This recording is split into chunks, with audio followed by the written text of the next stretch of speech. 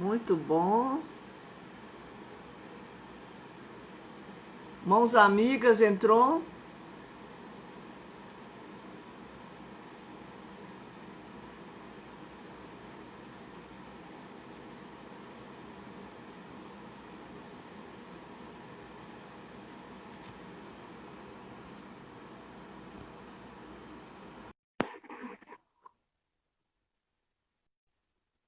Aguardando, nós estamos aguardando, mãos amigas, tudo ok? Graças a Deus. Podemos começar então? Podemos. Muito boa noite a todos. É com muita alegria que nós estamos fazendo mais um trabalho em nome do Centro Espírita Caridade.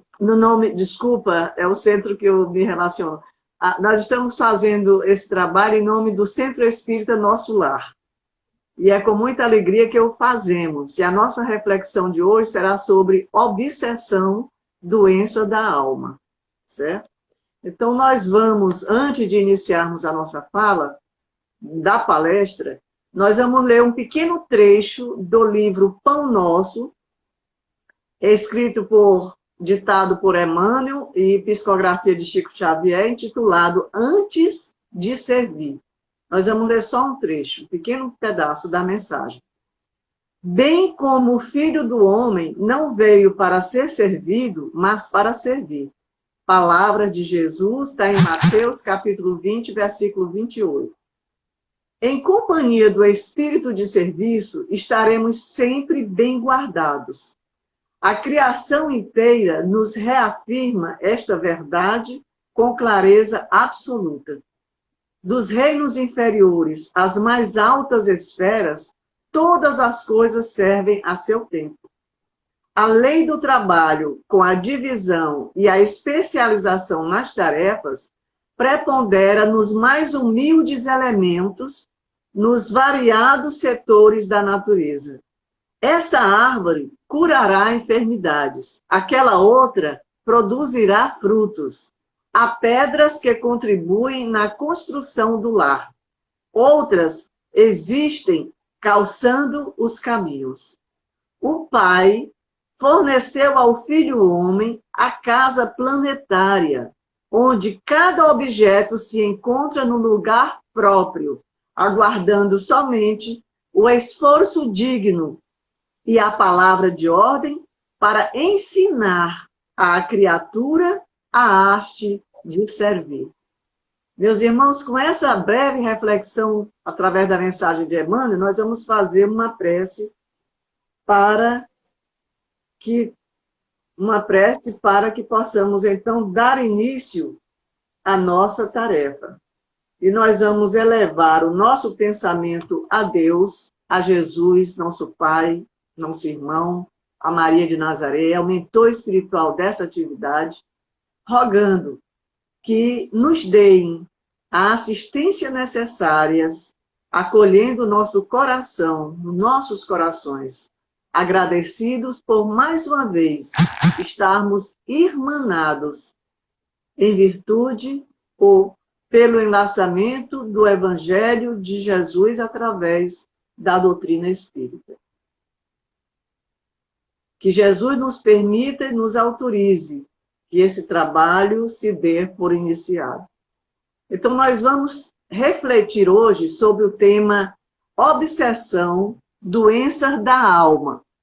E nós vamos, então, encontrar o homem no transcurso das suas vidas, do seu caminhar, nessa longínqua história reencarnatória, um ser eterno, que está a caminho da felicidade plena e que este homem procura, em cada reencarnação, a sua maturação psíquica e biológica que o leve à perfeição. A nossa finalidade, o nosso destino é a perfeição.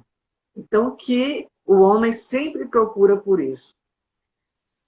Vendo, para a gente entender a obsessão, nós só podemos entender esse processo e vê-lo como uma doença da alma, olhando o homem como ser tridimensional, espírito, perispírito e corpo físico. É assim que nós podemos encontrar a psicogênese das enfermidades da alma, como também defrontar as patologias que assinalam a criatura no transcurso evolutivo. O ser profundo, autor de todos os acontecimentos da sua vida, é o próprio Espírito. Então vejamos que nós vamos, olhando este homem de forma tridimensional, olhando-o enquanto Espírito, a essência de todo ser, e olhando o seu perispírito e o corpo físico, é que nós vamos compreender a origem e o desenvolvimento dos processos mentais ou psicológicos da mente ou da personalidade do ser. E só assim nós vamos encontrar e vamos explicar os mecanismos que levam ao desenvolvimento dos sinais e sintomas de cada enfermidade. Porque é muito complexo. Se nós não olharmos o homem nessas 3 dimensões, dificilmente nós vamos poder diagnosticar determinadas doenças, porque elas se caracterizam como doenças da alma. A medicina terrestre não vai dar conta de diagnosticar uma doença causada, por exemplo, através das obsessões, que são muitas e são múltiplas. Então, nós vamos entender, através dos conceitos, o que é essa obsessão que pode levar o ser ao adoecimento. Nós vamos encontrar no Evangelho segundo o Espiritismo o seguinte conceito: obsessão é a ação persistente de um espírito mau que um espírito mau exerce sobre um indivíduo. Apresenta a obsessão caracteres muito diversos, desde a simples influência moral, sem perceptíveis sinais, até a perturbação completa do organismo e das faculdades mentais. Ora, o Evangelho nos diz o quê? A obsessão é a ação persistente. Ela não é passageira, ela perdura. É uma ação persistente de um espírito mau, encarnado ou desencarnado, como nós vamos já ver, sobre um ser desencarnado ou encarnado. Nos diz Sueli Caldas Schubert, no livro Obsessão e Desobsessão, que configura-se a obsessão toda vez que alguém, encarnado ou desencarnado, exercer sobre outro constrição mental negativa, por um motivo qualquer, através de simples sugestão, indução ou coação, com o objetivo de domínio. Ou seja, aí a Sueli acrescenta e ratifica o que eu disse há pouco. A obsessão, ela pode se dar no campo de encarnado para encarnado, desencarnado para encarnado e de encarnado para desencarnado. Muitas vezes nós pensamos que a obsessão, ela se dá apenas no campo do desencarnado para o encarnado, o que não é verdade. Em todos os aspectos, em todas as situações, é possível haver a obsessão. E ainda mais, é possível que o indivíduo se torne seu auto-obsessor, obsediando a si mesmo, trazendo situações muito delicadas em virtude dele mesmo se obsediar. E nós perguntamos, então, por que se adoece? E nós vamos encontrar a resposta lá no livro O Evangelho segundo o Espiritismo. Né? Nos diz Kardec o seguinte: do mesmo modo que as doenças resultam das imperfeições físicas que tornam o corpo acessível às perniciosas influências exteriores, a obsessão é sempre o resultado de uma imperfeição moral que dá acesso a um espírito mau. Então, nós vejamos que o corpo físico nos leva a um adoecimento em virtude de uma exposição nossa a uma bactéria, a um vírus, em virtude de expormos o nosso organismo, por exemplo, a vícios, né, que enfraquece os nossos órgãos e, por isso mesmo, pode nos levar a um adoecimento. No caso da obsessão, é uma deficiência moral, né? Por isso é que a obsessão é uma doença da alma. E, em virtude dessa deficiência moral, nós abrimos uma brecha mental, uma brecha em nossos pensamentos, que nos leva a contactar, a sintonizar com o espírito mal, que vibra na mesma nossa vibração, que muitas vezes é um desafeto nosso e, portanto, passa, a partir daí, a nos obsidiar. Nós vamos encontrar Sueli Caldas Schubert, novamente no livro Obsessão e Desobsessão, a nos dizer que a obsessão somente ocorre porque os seres humanos ainda carregam em suas almas elevada taxa de sombra, mais elevada taxa de sombra do que de luz. Enquanto isso ocorrer, haverá obsessores e obsidiados. O domínio negativo de quem é mentalmente mais forte sobre o mais fraco, do credor sobre o devedor, e haverá algozes e vítimas. Então, nós vamos ter a consciência de que a obsessão existe não apenas porque o obsessor é mau, porque ele quer nos fazer mal, mas porque nós o atraímos em virtude das nossas imperfeições morais. E enquanto houver imperfeição moral em nós, haverá sempre o domínio do mais forte. Sempre o domínio do devedor, ou melhor, do credor sobre o devedor, do mais forte sobre o mais fraco.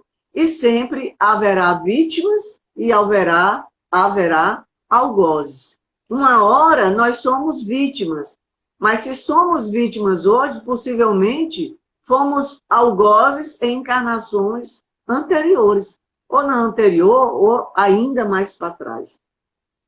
Quando nós utilizamos a palavra obsessão, naturalmente nós a utilizamos de forma genérica, é um termo que é utilizado de forma muito genérica, porque a obsessão, na verdade, ela tem diversas características, né? Tem uma variedade, e entre uma variedade e outra tem várias nuances. Então, nós temos as principais variedades como sendo a obsessão simples, a fascinação e a subjugação, conforme nos diz o Livro dos Médiuns. O Livro dos Médiuns, lá no capítulo 23, no item 237. No caso, o que vem a ser uma obsessão simples, né? No livro Domínio, Nas Fronteiras da Loucura, de Valdo Franco, psicografa a mensagem de Manuel Filomeno de Miranda, que nos diz que, no caso da obsessão simples, pode instalar-se a ideia fixa, que conduz ao intercâmbio mental com outros espíritos afins. E elas surgem, essas obsessões simples, como efeito natural. Surgem com as obsessões simples, como efeito natural, as síndromes de inquietação. São os primeiros sinais de que nós estamos sendo obsediados e que nós estamos entrando num processo de adoecimento. O que são essas síndromes de inquietação? São as desconfianças, nós passamos a desconfiar de tudo, os estados de insegurança pessoal, será que isso vai dar certo? Será que eu sou capaz, né, de realizar tal coisa? São as enfermidades de pequena monta que começam a se instalar no nosso organismo. São os insucessos em torno do obsediado que soma as angústias, dando campo às incertezas e à mais ampla perturbação interior. Então, a pessoa, o indivíduo, quando está sob uma obsessão, mesmo na forma mais simples, ela não tem a tranquilidade natural de se conduzir na vida, de se conduzir no seu dia a dia. Ela está sempre sobre uma inquietação, sobre uma insegurança, que aí o espírito vai começando a alimentar aquele indivíduo com os seus pensamentos maléficos, e se a pessoa não se trata, pode avançar para uma fascinação, se é que a fascinação já não adentrou de forma direta. Então, no caso da fascinação, nós vamos encontrar no Livro dos Médiuns a seguinte informação: a fascinação tem consequências muito mais graves do que a obsessão simples. Trata-se de uma ilusão criada diretamente pelo espírito no pensamento do médium, e o médium aqui não é só o médium ostensivo, somos todos nós, e esse pensamento paralisa, de certa maneira, a capacidade de raciocínio do indivíduo. O médium fascinado, ele não se considera enganado. O espírito consegue inspirar-lhe uma confiança cega, impedindo-o de ver o embuste, ainda quando o absurdo salta aos olhos de toda a gente. Então, meus irmãos, a fascinação, ela tem consequências muito mais graves, porque a pessoa fica num estado como de adoração. Toda a intuição, todo o pensamento que vem, ele acha maravilhoso. Ele se deleita com aquele pensamento e passa a agir sobre a forma que aquela entidade pensa. E quando alguém quer alertar o indivíduo de que ele está sob um processo obsessivo, ele se aborrece. E ele não aceita. Ele acha que todos aqueles pensamentos são deles. São dele. Não é pensamento de nenhuma pessoa de fora. E aí nós temos, então, o terceiro caso, a terceira variação do caso das obsessões, que é a mais severa, a mais grave de todas, que é a subjugação. A subjugação vocês podem encontrar em outros livros com o nome de possessão. Termo que não se usa mais, porque a possessão dá a ideia de que o espírito toma posse propriamente do corpo daquele indivíduo obsediado. E, na verdade, como nós temos o nosso livre-arbítrio, e o nosso espírito não se afasta totalmente do corpo, no caso da subjugação, ele não deixa totalmente livre o espaço para o espírito obsessor, achou-se que esse termo possessão não condiz com a realidade. Passou-se, então, na doutrina espírita, utilizar-se o termo subjugação. E o Livro dos Médiuns nos traz a informação de que a subjugação é um envolvimento que produz a paralisação da vontade da vítima, fazendo-a agir malgrado seu, em detrimento da sua vontade. Esta se encontra numa palavra, sobre um verdadeiro jugo. A subjugação pode ser moral ou corpórea, ou seja, moral ou psicológica ou física, psíquica ou física. E ainda o somatório das duas. Eu posso estar sendo subjugada tanto psiquicamente como fisicamente, né? Na forma motora, na forma corporal. No caso da subjugação moral ou psíquica, o indivíduo subjugado é levado a tomar decisões frequentemente absurdas e comprometedoras que, por uma espécie de ilusão, considera sensatas. É uma espécie de fascinação. Quando a subjugação é psíquica, a pessoa se deixa deslumbrar de forma mais forte do que na fascinação, de maneiras a fazer exatamente o que o espírito obsessor está induzindo aquele indivíduo realizar. Então, no caso da subjugação corpórea ou física, o espírito age sobre os órgãos materiais, o corpo físico, provocando movimentos involuntários. provocando movimentos involuntários. Independentemente da sua vontade, ou que ele queira ou não, ele faz aquilo que o obsessor está dizendo que é para ele fazer. E a gente pode, nesse ponto, se indagar. E ele não tem o livre-arbítrio? Temos o livre-arbítrio. Mas, nesse momento, nessa situação em que ele se encontra, fica difícil a utilização do livre-arbítrio.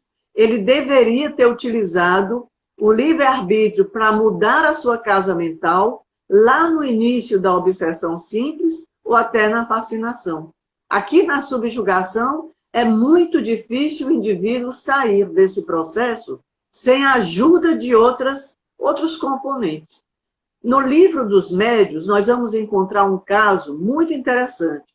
Está lá no capítulo 23, no item 240, o caso de um homem que estava sob o império de uma subjugação e ele se achava constrangido a ajoelhar-se diante de uma jovem, diante de uma moça, com a qual ele não tinha a menor intenção de realizar nada com ela. Entretanto, ele se ajoelhava e a pedia em casamento, na frente de todas as pessoas. Noutras ocasiões, ele se via constrangido por uma dor muito grande, uma pressão muito forte nas suas costas e nas suas pernas, de modo que essa pressão era de energia tal que o forçava, malgrado a sua vontade, que a isso se opunha, a se ajoelhar e a beijar a terra nos lugares públicos e na presença de multidões. E aquelas pessoas que viam aquele jovem tendo esse tipo de comportamento, o taxavam de louco.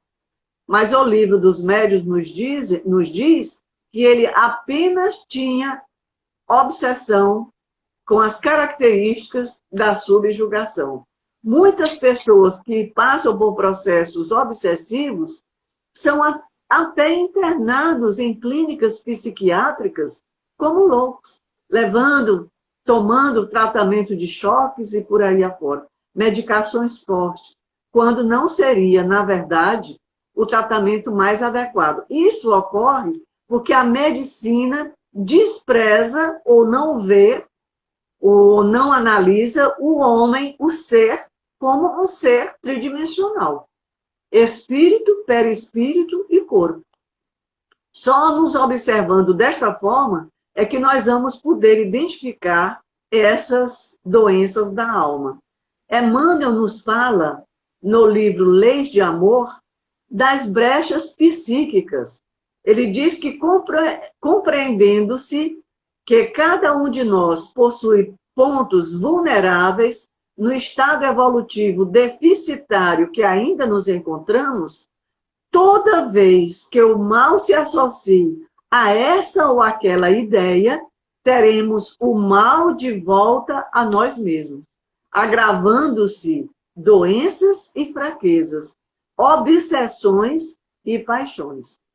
Então, mais uma vez, reforçando, a questão das obsessões está muito ligada às nossas ideias maléficas ainda, ao lado sombra que nós temos muito forte, como diz a Sueli Caldas Schubert. Nós precisamos dar vazão à luz que há em nós. O Cristo dizia, sois luz. E nós insistimos em nos apresentarmos como sombra, né? Nós encontramos no Reformador de setembro de 2011 uma passagem, uma reflexão sobre as obsessões, que o autor nos traz essa mensagem. É um alerta, na verdade. Ele diz que os nossos feitos devem ser resultantes de reflexão e o encadeamento harmônico dos pensamentos, conforme palavras do emitente filósofo espírita Leon Denis, requer fiscalização. Por quê? Abre aspas, fala Leon Denis. Se nossos atos são bons e nossos pensamentos maus, apenas haverá uma falsa aparência do bem, cujas influências mais cedo ou mais tarde, derramar-se-ão fatalmente sobre a nossa vida. Então, vejamos mais uma vez o reforço da vigilância dos nossos pensamentos. Porque de nada adianta eu ter um gesto nobre se a minha intenção, na verdade, é outra.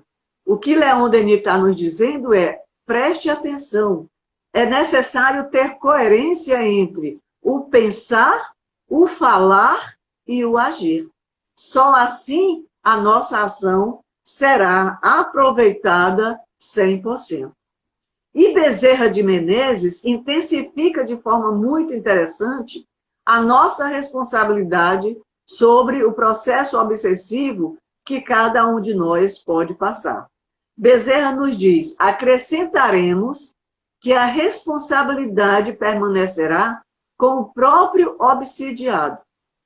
Ele não nos tira a responsabilidade. Que poderíamos dizer assim, eu estou obsediado, tudo que eu faço, a culpa é do espírito obsessor. Mas, na verdade, Bezerra de Menezes diz que a responsabilidade é nossa, visto que nenhum homem ou mulher será jamais influenciado ou obsediado por entidade dessa categoria se a estas entidades não oferecer campo mental propício à penetração do mal. Pois a obsessão de qualquer natureza nada mais é que duas forças simpáticas que se chocam e se conjugam numa permuta de afinidade. E ele acrescenta, em suma, não há obsessão unilateral e a permuta entre o obsessor e o obsediado se nutrirá segundo o tipo de emoção e conduta infeliz a que se afeiçoa. Portanto, Bezerra nos alerta que não há obsessão se o outro não estiver com a porta aberta. Só há obsessão porque nós permitimos, em virtude dos maus pensamentos que nós temos, que abrem, através desse pensamento, as portas para que um obsessor que se afinize com aquela forma de pensamento nosso, então se aproprie, se sintonize, se una e nos fortaleça aquela ideia maléfica, ideia de tristeza, ideia de depressão e assim sucessivamente. Kardec nos diz que com relação à mediunidade, o exercício mediúnico, a obsessão é um dos maiores escolhos da mediunidade e também um dos mais frequentes. Dado o nosso orgulho, nós médiuns achamos que não estamos obsediados. Somos os maiores conhecedores da obsessão. Mas quando dizemos, ou alguém nos alerta sobre uma possível obsessão em nós, não, isso aqui tudo é pensamento meu. E Kardec diz, porquanto, além dos inconvenientes pessoais que acarreta, é um obstáculo absoluto à bondade e às verdades e à veracidade das comunicações. É indispensável imprimir inauditos esforços para combatê-la, tendo em vista que a obsessão, de qualquer grau, sendo sempre efeito de um constrangimento, e este não podendo jamais ser exercido por um bom espírito, segue-se que toda comunicação dada por um médium obsediado é de origem suspeita e nenhuma confiança merece. Então vejamos que Kardec nos alerta que espírito bom não obsedia ninguém. Porque a obsessão, como nós vimos no conceito inicial, é sempre uma ação de um espírito mau. Portanto, uma vez que os espíritos bons só nos inspiram coisas boas, eles não podem nos obsediar. E aí nós vamos, em virtude das obsessões, encontrar vários estados alterados da nossa personalidade, em que a pessoa tem sensações que não correspondem à realidade e tem pensamentos que fogem do seu controle.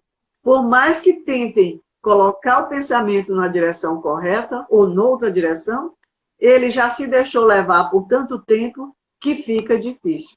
E esses estados alterados, nós podemos verificar nas alucinações visuais e olfativas, nas sensações de desconfiança de estar sendo observado, de estar sendo seguido, perseguido, na agitação e na confusão, na agressividade, na insônia, porque não dormimos, e inapetência, no isolamento, vamos prestar atenção quando nós queremos ficar sempre sozinhos, pensamentos bloqueados, às vezes a gente luta para ter um raciocínio lógico e ele não vem, quando começamos a ter desleixo na nossa aparência e assim por diante. Apresentam-se, em virtude das obsessões, várias desordens neuróticas, que são os conflitos íntimos permanentes, conforme falamos alguns. As explosões emocionais, as revoltas que nós emitimos contra a sociedade, o sentir-se infeliz permanentemente, isso não é normal. É claro que tem momentos que a gente se sente um pouco infeliz, decepcionado, descrente, mas não permanentemente. Quando nós temos essas situações, o resultado é que o nosso organismo implode, e ele implode gerando doenças. E nós passamos muitas vezes a sentir dores no peito, fazemos eletro, não aparece nada, sentimos pressão no peito, desconforto emocional, sentimos angústias, não sabemos de onde vêm essas angústias, né? Isso tudo em virtude de processos obsessivos não observados e não tratados logo no início. Porque o ideal é a gente fazer a profilaxia. O que vem a ser a profilaxia? O tratamento ou estar em sintonia sempre com bons espíritos. E para isso é preciso conservar o nosso pensamento em padrão vibratório elevado.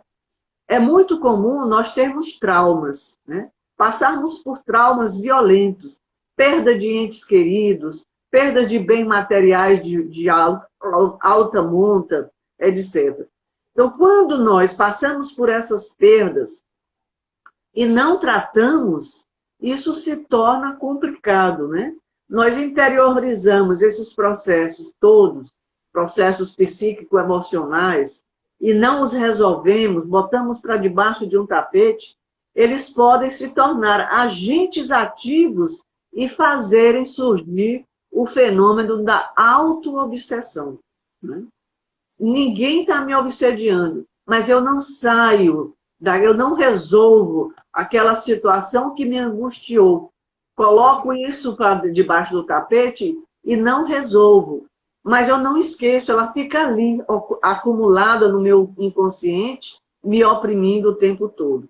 Esses traumas, quando nós passamos e não tratamos, são levados para a espiritualidade, são levados no pós-morte, né, pelo nosso desencarne, sem serem devidamente resolvidos, eles acabam sendo um núcleo gerador das tendências para as nossas próximas reencarnações. É por isso que a gente vem, muitas vezes, com algumas doenças já adquiridas, né? Nós já nascemos doentes. Por quê? Porque serviu como molde para as nossas experiências nesta encarnação, os males que eu tenho guardado no meu psiquismo na reencarnação anterior. Uma dessas doenças é a depressão, que pode ser muito bem-vinda já conosco e pode ser adquirida aqui. A depressão é uma doença muito antiga, ela é tão antiga quanto ao homem. É nascida nas profundezas da alma, por isso que a gente diz que a depressão é uma doença da alma. Ela nasceu, a gente pode dizer que a depressão nasceu quando o homem começou a se perceber e experimentou a dúvida, o medo, o vazio. E não sabia como sair disso, como se resolver. Então, ele começa a entrar num processo de tristeza sem volta, sem conseguir se refazer disso, e termina, então, entrando em estado depressivo. A depressão ela tem múltiplas causas, e é também chamada doença da alma. As causas elas estão diretamente relacionadas com o perfil nosso psicoemocional nosso, de cada indivíduo. A alma ou espírito, no caso da depressão, é que se encontra doente. E por mais que se dê medicação, o indivíduo não se cura. Em termos puramente psicológicos, as raízes da depressão, elas estão nos comportamentos, nós podemos encontrar nos comportamentos imaturos, no materialismo, as pessoas que não acreditam em nada depois da morte, nas perdas de qualquer natureza, dada a nossa própria imaturidade, não vencemos essas perdas, nos ressentimentos e nas culpas. E, como agravante, nós temos o apego excessivo às coisas materiais e às pessoas. Às vezes nós nos apegamos tanto às pessoas que temos ciúmes até se ela conversa com outra pessoa. Isso é doença. Precisa ser tratada. A depressão está sendo chamada como o mal do século. E nós vamos encontrar uma informação de que 5% da população mundial seja depressiva. E a depressão é a quarta doença mais comum, segundo informações estatísticas da OMS. O suicídio, as pessoas que se suicidam, 15% é de responsabilidade da depressão. São pessoas, são suicidas depressivos. Ainda segundo a OMS, a depressão será a segunda moléstia que mais roubará anos de vida da população neste ano em que nós estamos, ano de 2020. A depressão é um fator de desagregação da família, porque ela leva o indivíduo ao isolamento, às poucas palavras, e termina ela não interagindo com a família, né? Existem várias enfermidades da alma, não só a depressão. Nós vamos citar aqui rapidamente algumas. A irritação, o mau humor, o rancor é uma doença da alma, o desrespeito, a ociosidade, a preguiça, a descontrole, a impaciência, a inveja e o ciúme, doenças graves da alma, o pessimismo e o desamor. O que acontece quando a gente está numa situação dessa maneira? Nós precisamos mudar as nossas atitudes, porque do jeito que nós estamos agindo com desamor, com pessimismo, com ciúme, com inveja e por aí afora, acabará causando um desequilíbrio. Por agirmos, nos levando a agir com egoísmo, com ódio, com injustiça, com desespero, não sabemos ter calma.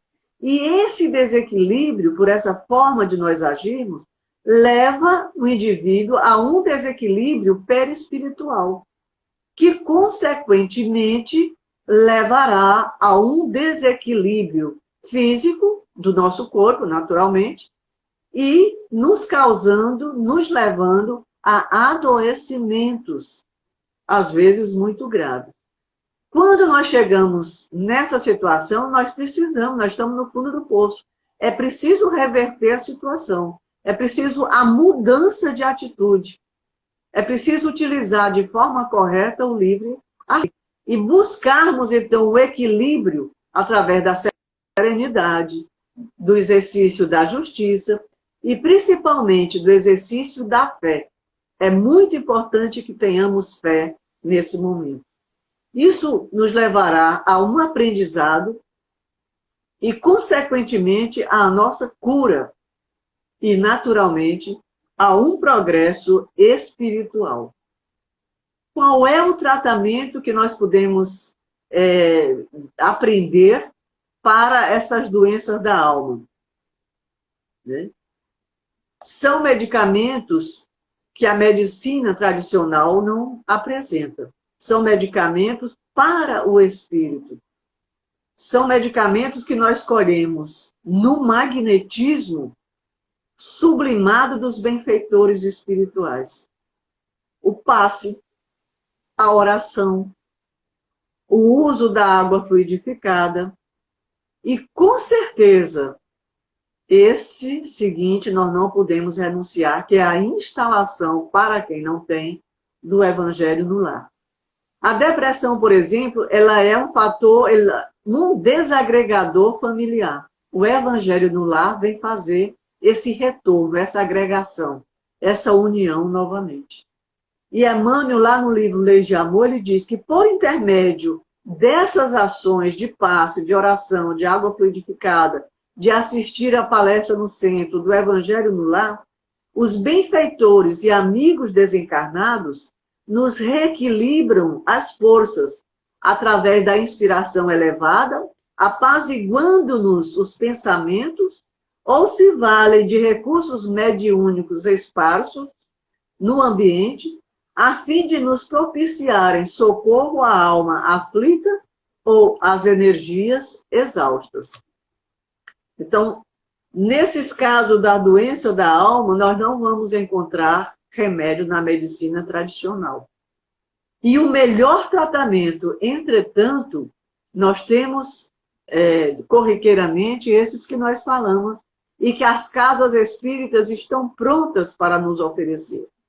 Mas o melhor tratamento que nós podemos, inclusive como tratamento profilático, que é a melhor forma de evitar as obsessões é a profilaxia, são o conjunto de ensinamentos trazidos por Jesus.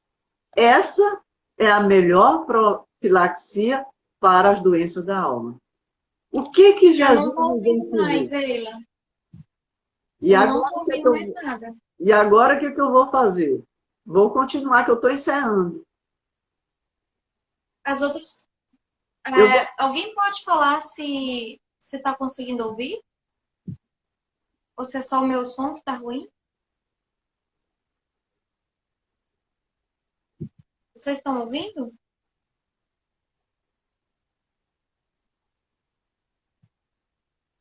Zeila, eu vou tentar sair e voltar.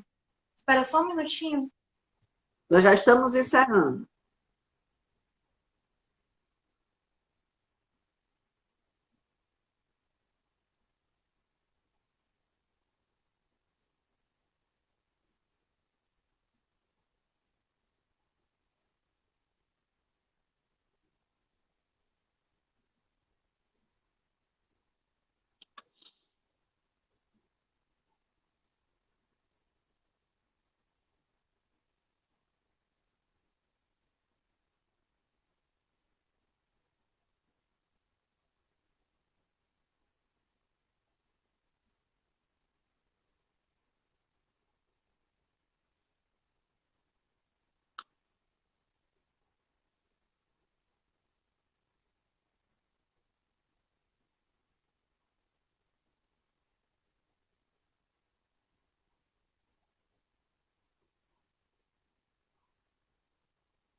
Eu acho melhor continuar. Nós estamos encerrando, ela não voltou. Então, nós temos o tratamento mais importante, é o conjunto de ensinamentos trazidos pelo Mestre Jesus. O que Jesus nos ensinou? O perdão, o trabalho produtivo em benefício do próximo, a solidariedade e o amor. Quando nós fazemos assim, nós excluímos a possibilidade de acesso de um possível obsessor.